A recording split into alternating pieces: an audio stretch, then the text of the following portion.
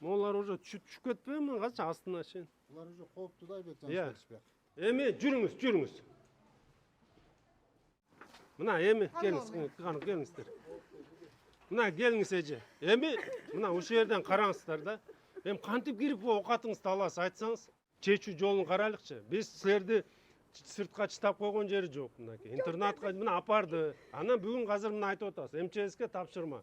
Алар азыр силерди мынактан кантип басасыз эже? Мына басып атсаңар, бияңар урап атса.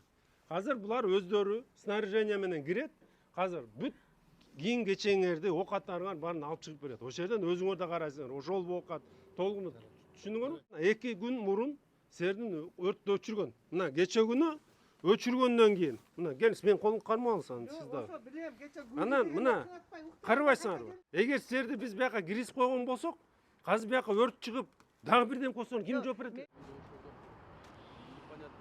Первоначальный эмеси причинасы короткое замыкание. Жок, силер обесточенный кылсаңар кантип закарат? Ага чейин күйгөнүчү, биринчи күйгөн. Бунусучу. Анысы пока неизвестно, азыр тактап атабыз. 15 ноябрда жанагы немеден пожар башталганда секирип, буту менен түшүп, азыркы күндөгү абалы орто, стабильный орто, средней тяжести.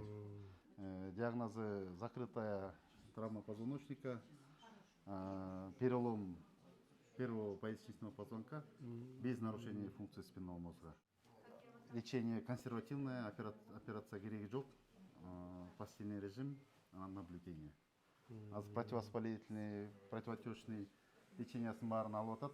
Виктор Андреевна, эмеден вы сделаете из резервного сегодня же решение сделайте. Без нарушения высоты тела, только консервативное лечение.